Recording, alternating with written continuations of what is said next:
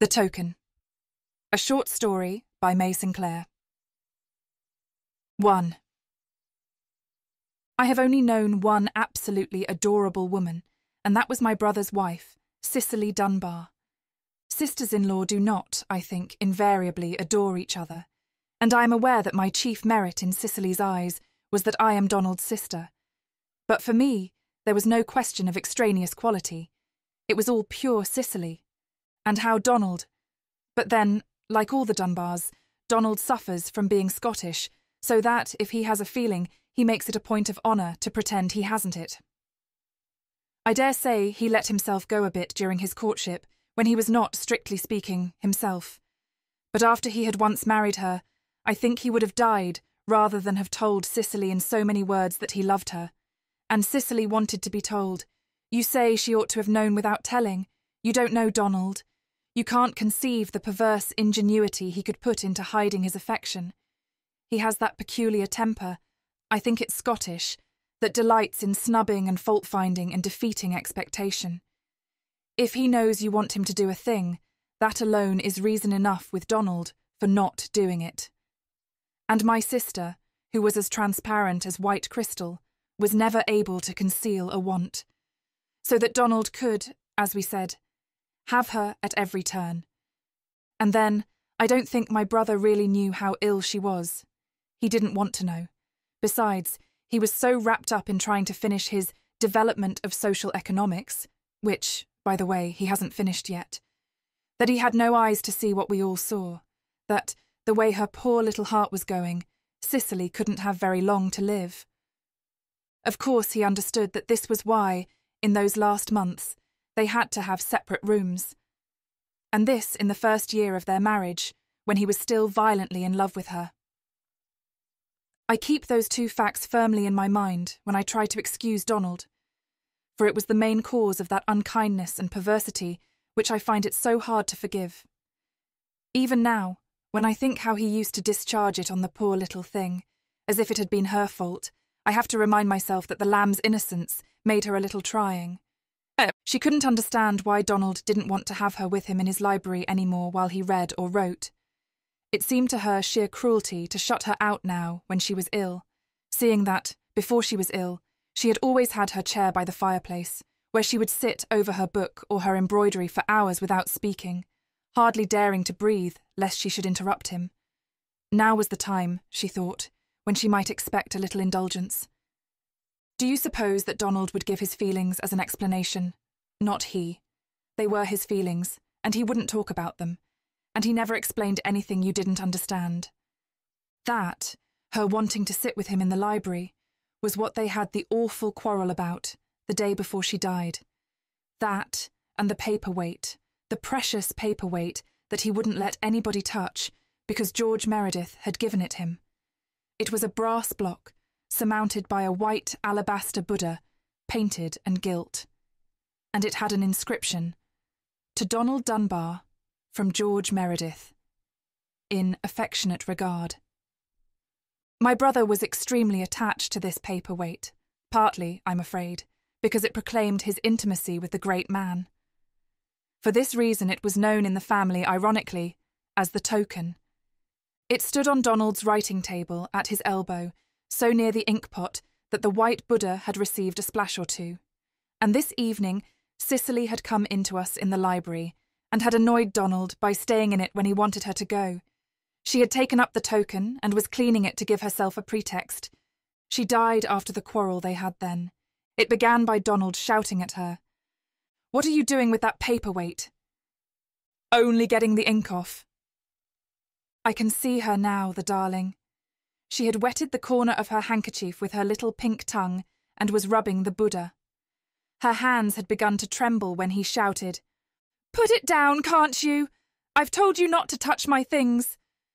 "I've told you not to touch my things." "You inked him," she said. She was giving one last rub as he rose, threatening. "Put it down!" And poor child, she did put it down. Indeed, she dropped it at his feet. "Oh!" she cried out, and stooped quickly and picked it up. Her large, tear-glassed eyes glanced at him, frightened. "He isn't broken." No thanks to you, he growled. You beast.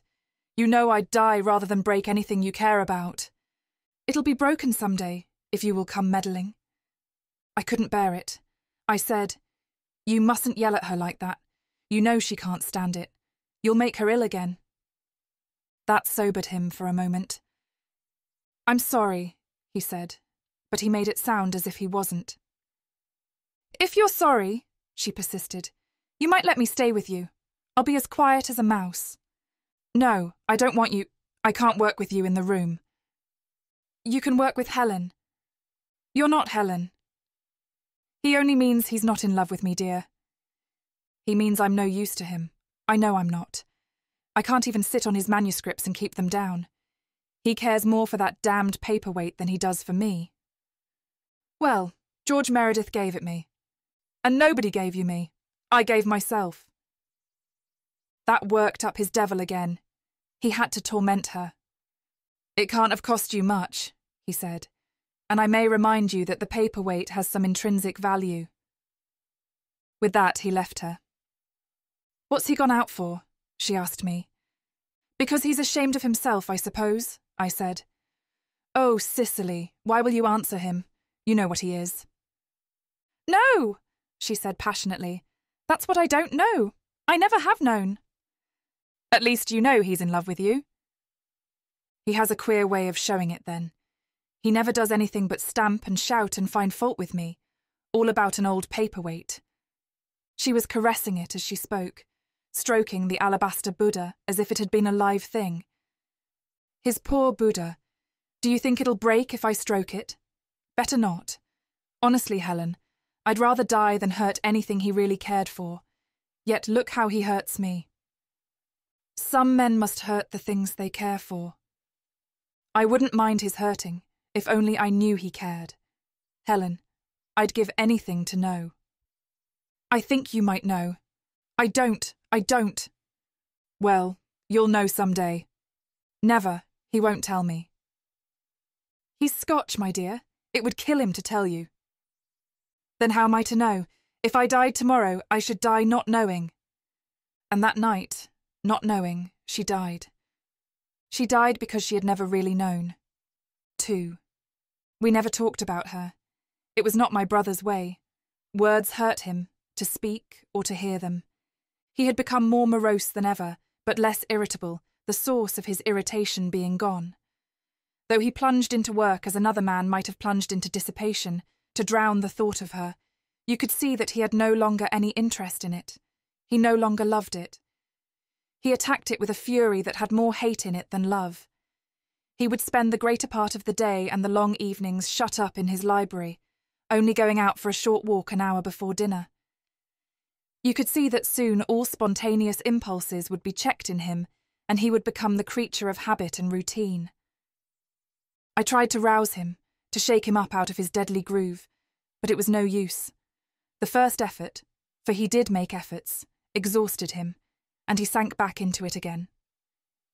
But he liked to have me with him, and all the time that I could spare from my housekeeping and gardening I spent in the library. I think he didn't like to be left alone there in the place where they had the quarrel that killed her, and I noticed that the cause of it, the token, had disappeared from his table. And all her things, everything that could remind him of her, had been put away.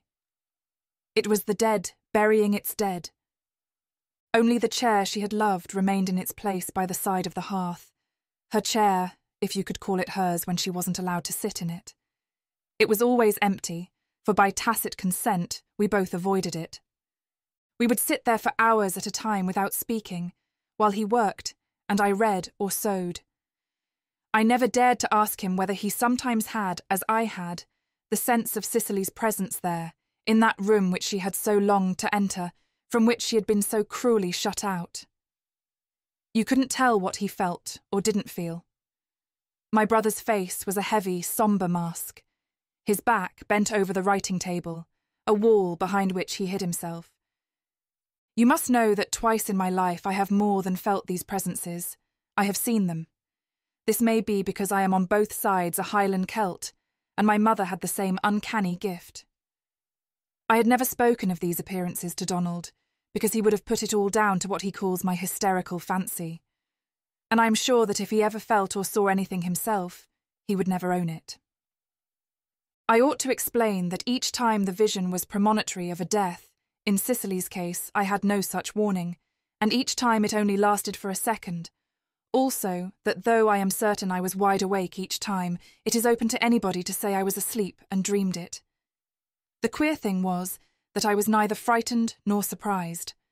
And so I was neither surprised nor frightened now, the first evening that I saw her. It was in the early autumn twilight, about 6 o'clock. I was sitting in my place in front of the fireplace. Donald was in his armchair on my left, smoking a pipe, as usual, before the lamplight drove him out of doors into the dark. I had had so strong a sense of Cicely's being there in the room that I felt nothing but a sudden sacred pang that was half joy when I looked up and saw her sitting in her chair on my right. The phantasm was perfect and vivid, as if it had been flesh and blood. I should have thought that it was Cicely herself if I hadn't known that she was dead. She wasn't looking at me. Her face was turned to Donald with that longing, wondering look it used to have, searching his face for the secret that he kept from her. Her face was turned to Donald. I looked at Donald. His chin was sunk a little, the pipe drooping from the corner of his mouth. He was heavy, absorbed in his smoking. It was clear that he did not see what I saw, and whereas those other phantasms that I told you about disappeared at once, this lasted some little time, and always with its eyes fixed on Donald. It even lasted while Donald stirred, while he stooped forward, knocking the ashes out of his pipe against the hob, while he sighed, stretched himself, turned, and left the room. Then, as the door shut behind him, the whole figure went out suddenly, not flickering, but like a light you switch off. I saw it again the next evening and the next, at the same time and in the same place, and with the same look turned towards Donald. And again I was sure that he did not see it. But I thought, from his uneasy sighing and stretching, that he had some sense of something there. No, I was not frightened. I was glad. You see, I loved Cicely. I remember thinking, at last, you poor darling, you've got in, and you can stay as long as you like now. He can't turn you away. The first few times I saw her just as I have said, I would look up and find the phantasm there, sitting in her chair, and it would disappear suddenly when Donald left the room. Then I knew I was alone. But as I grew used to its presence, or perhaps as it grew used to mine, and found out that I was not afraid of it, that indeed I loved to have it there, it came, I think, to trust me, so that I was made aware of all its movements. I would see it coming across the room from the doorway, making straight for its desired place, and settling in a little curled-up posture of satisfaction, appeased, as if it had expected opposition that it no longer found. Yet that it was not happy, I could still see by its look at Donald. That never changed. It was as uncertain of him now as she had been in her lifetime. Up till now, the 6th or 7th time I had seen it, I had no clue to the secret of its appearance, and its movements seemed to me mysterious and without purpose. Only 2 things were clear. It was Donald that it came for.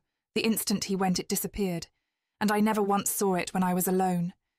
And always it chose this room and this hour before the lights came, when he sat doing nothing. It was clear also that he never saw it, but that it was there with him sometimes when I was not, I knew. For more than once, things on Donald's writing table, books or papers, would be moved out of their places, though never beyond reach, and he would ask me whether I had touched them. "Either you lie," he would say, "or I'm mistaken. I could have sworn I put those notes on the left-hand side, and they aren't there now." And once, that was wonderful, I saw her come and push the lost thing under his hand, and all he said was, "Well, I could have sworn." For whether it had gained a sense of security, or whether its purpose was now finally fixed, it began to move regularly about the room, and its movements had evidently a reason and an aim. It was looking for something. One evening we were all there in our places, Donald silent in his chair and I in mine, and it seated in its attitude of wonder and of waiting, when suddenly I saw Donald looking at me. "Helen," he said, "what are you staring for like that?" I started. I had forgotten that the direction of my eyes would be bound, sooner or later, to betray me. I heard myself stammer, was I staring? Yes. I wish you wouldn't. I knew what he meant. He didn't want me to keep on looking at that chair. He didn't want to know that I was thinking of her.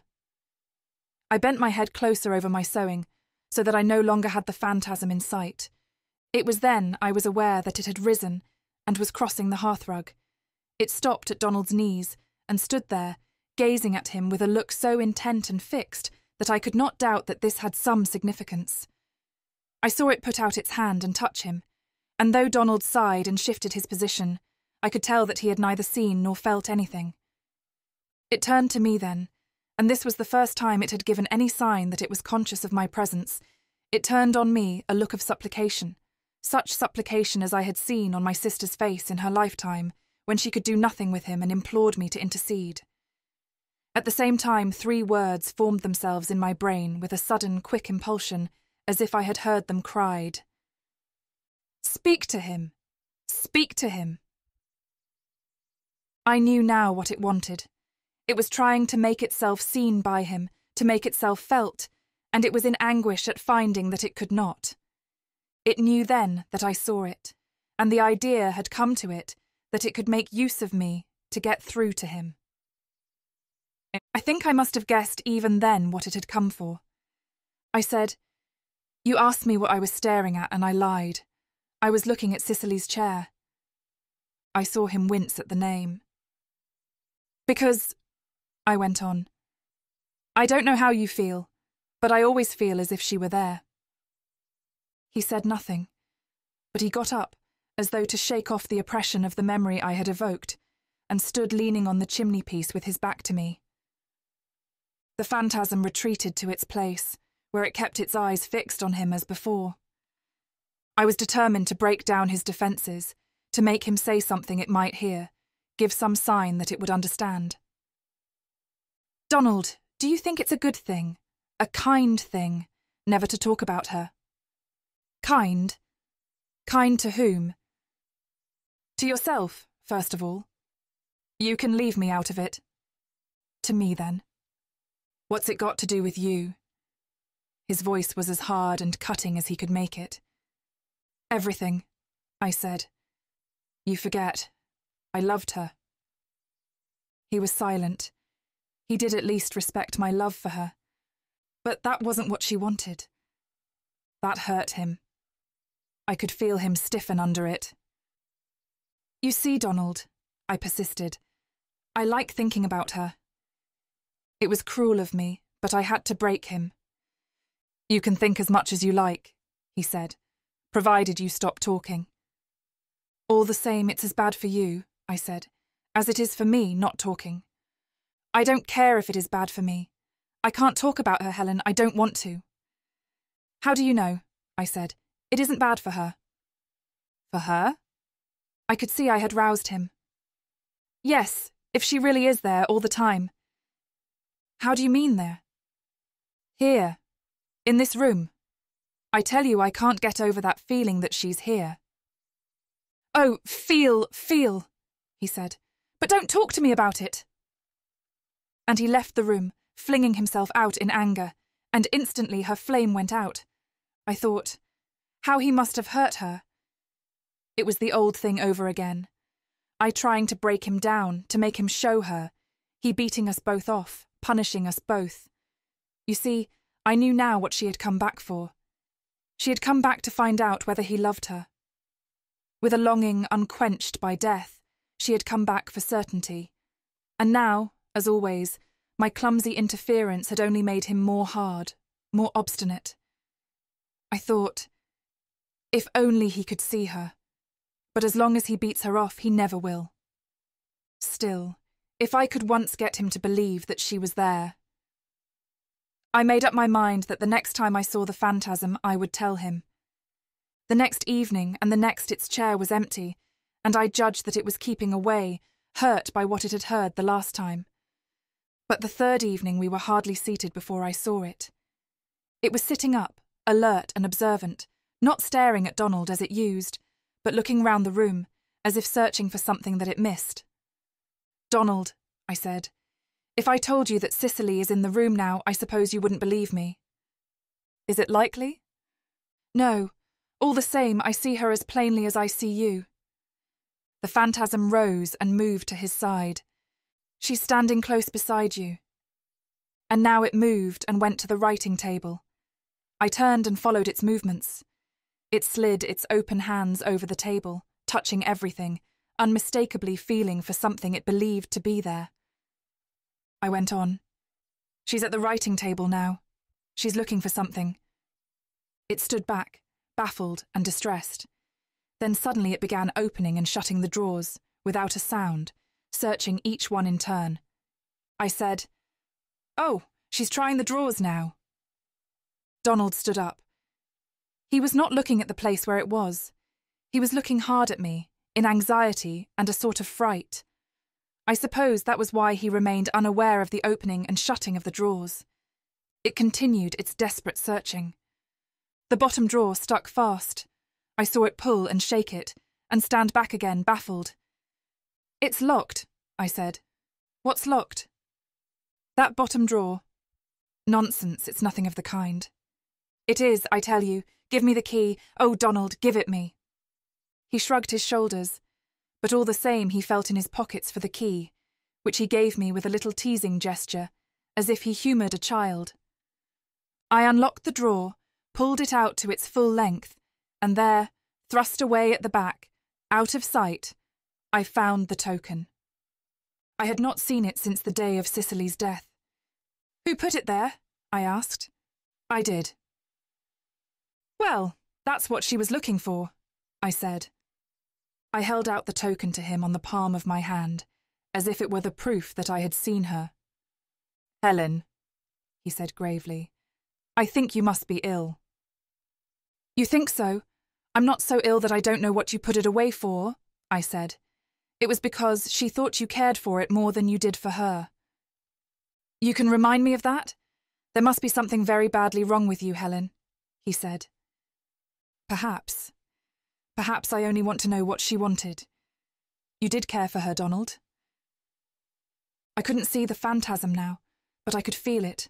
Close, close, vibrating, palpitating as I drove him. "Care?" he cried. "I was mad with caring for her, and she knew it." "She didn't. She wouldn't be here now if she knew." At that, he turned from me to his station by the chimney-piece. I followed him there. "What are you going to do about it?" I said. "Do about it? What are you going to do with this?" I thrust the token close towards him. He drew back, staring at it with a look of concentrated hate and loathing. "Do with it," he said. "The damned thing killed her. This is what I'm going to do with it." He snatched it from my hand and hurled it with all his force against the bars of the grate. The Buddha fell, broken to bits, among the ashes. He stepped forward, opening his arms. Then I heard him give a short, groaning cry. He stepped forward, opening his arms, and I saw the phantasm slide between them. For a second it stood there, folded to his breast. Then suddenly, before our eyes, it collapsed in a shining heap, a flicker of light on the floor, at his feet. Then that went out too. 3. I never saw it again. Neither did my brother, but I didn't know this till some time afterwards, for somehow we hadn't cared to speak about it, and in the end it was he who spoke first. We were sitting together in that room one evening in November when he said, suddenly and irrelevantly, "Helen, do you never see her now?" "No," I said, "never." "Do you think then she doesn't come?" "Why should she?" I said. "She found what she came for. She knows what she wanted to know." "And that was what?" "Why, that you loved her." His eyes had a queer, submissive, wistful look. "You think that was why she came back?" he said.